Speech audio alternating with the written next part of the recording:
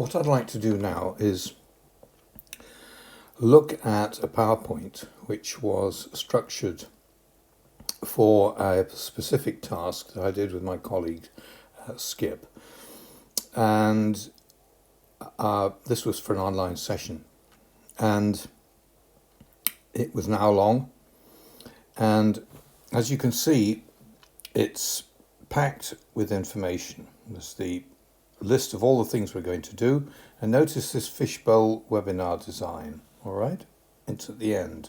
Okay, we introduce ourselves.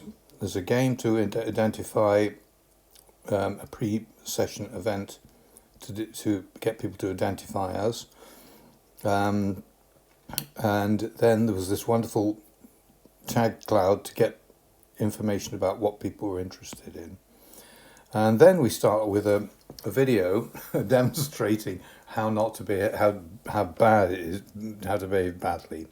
All right, a humorous approach, and then having found all of these areas, we then start about assessing on a toolkit, a method of assessing online. This is quite a complicated thing. You can see from these busy pages here, but it's a self-assessment tool to give yourself a mark using Excel. Then it was my section here was to talk about some of the basics that you need to do if you're going to actually behave online and the process. Before we get to the meat of the meeting, at this point, in the session, the software stopped working. So Skip worked through all of these particular points of fascinating stuff, and ended up with all of these links and so on at the end. Now, this would be a typical kind of BBC approach, or this is an academic's view of the world. This is a education media view. All right, and here we go. Okay, so there's no time. There's too many words on this screen here, so I would. There's some interesting pics there, which are intriguing, which hints about. It relates to quality engagement, but the title here, I think this is not as important as what's going on here. And first of all, there's too many words, but I think it should be just quality engagement in a 360-degree classroom. Okay, I think here there's just far too much.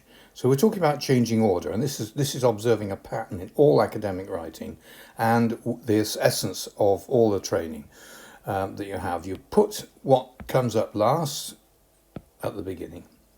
Okay, so effectively, this is not so effective in here, and as you can see here, you basically start with up here.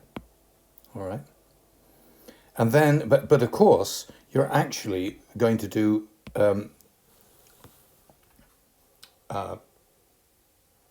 You're going to use, not going to try and do too much. There's too much in this thing. So I don't think we should introduce yourself to begin with. That needs to go down here. I think this is a wonderful idea to put at the end. I think that can reinforce. So you take this and explain it, and then you say what you need to get to this, to understanding this, to make this happen. Just put everything on its head. And what you do is you do it not just once, but twice. So on this page here, you would have, this will be the next things, and then this would be why you need to do it, and 3, this is how to assess how you can do it. All right. Then we don't bother with all of this. We put it all of this to the end, and we explain afterwards why we're doing it.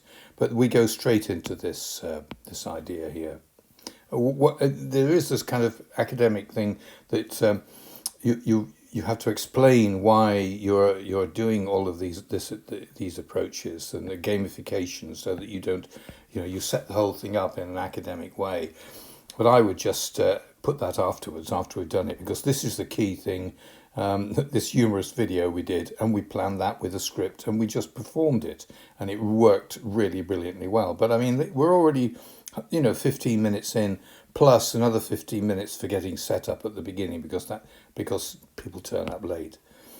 Anyway, after you've explained about, yeah, by the time you got to here, you're actually explaining, you're explaining three things. You're only going to explain three things. So that's going to be clear in people's minds. So we then start working through this here. This is the next stage. So you then, when you're doing this, you're explaining that this is the first section. All right.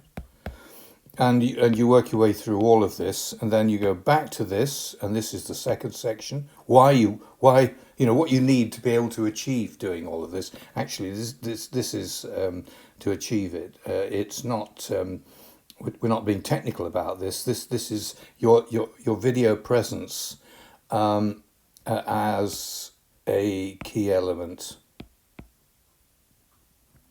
of 360-degree performance. All right, and then we this is the second. We explain it's the second point, and this is the third point. In fact, it might be what I'm really trying to say is that this is going to be the third point. So in fact, we see this slide, we see that slide, and we see that slide. After we've gone through this, okay? So you then illustrate the second time round. Now this is the kind of hourglass method, okay? That's your hourglass, and you'll see this used by all different forms of media, okay? You start by explaining the initial bits, you then develop your ideas, and then you conclude here. Now you'll see these in this structure on script. Sorry, on a press article. That's the first paragraph. That's the second paragraph, giving more details, and that's the third paragraph, adding more. It's too much to give all of this information here in one lump, and it might be okay amongst a bunch of people who absolutely know everything, but this is online, this is not face-to-face, this is not big screen lecturing, and this is this makes it easier for people to understand. So anyway, I really think I've sort of done enough here. It's all absolutely brilliant stuff. Obviously there's things like this, there's far too much text in the picture there. Spot the error. This should be big. I can't actually move this at the moment, but I could lay out all of these pictures. Obviously, too much text in here. It needs to be zoomed in. And this one, okay, well, it needs pictures of each of this. I wanted to do that, and then that, and then you could break out from this. In fact, what I was trying to do was to use the second camera, this one here, to look into this room and show the latest additions here, which is a light to control the light coming into this window, which is too vague, and a big arrow here to make yourself look at the camera all the time. But the big opportunity that was missed in doing this is that we never got round to what's going on in this area, and in my view, what we're talking about is the way that a teacher operates in this area and the language they use. So it's possible now, even with just a simple camera stuck in a room, to put somebody in there and do it and talk about how you walk around the space, how you talk to people, the language you use, and this is the, if I can just get my spelling here, and this is really the core to the whole of this is the use of rhetoric. Okay, the basic Socratic approach to talking to people as you argue and explain and help them learn and get them to get students to engage with you. Now, if you understand about rhetoric and you understand about the spoken word, and then you can translate that into text that's written English and back again for yourself as a lecturer and for a student. This is the basic level. Now, Skip's brilliant idea is to start using this for deductive reasoning. And when you move into all of this at a top level, then you have a really, really powerful tool. And even if it's not 360 degrees, the concept of it is visualized in this. And I'm hoping that I could be able to fix the camera or be able to help with doing this, make it actually physically happen, and understand how all of the components exist in school radio and in basic news journalism already, but it really comes alive in this context. What's significantly important is that the camera stays still. This is not being used to whiz about and do things. The people revolve around the camera. We're going to see if we can really do it and bring Socrates back to life. Okay, so there we go. So even in my talk to you, what I have done is, have the beginning and middle, and even at the end, bringing Socrates alive. So we've got all these little, in a linear structure, we have the first introduction, the second introduction, the key point,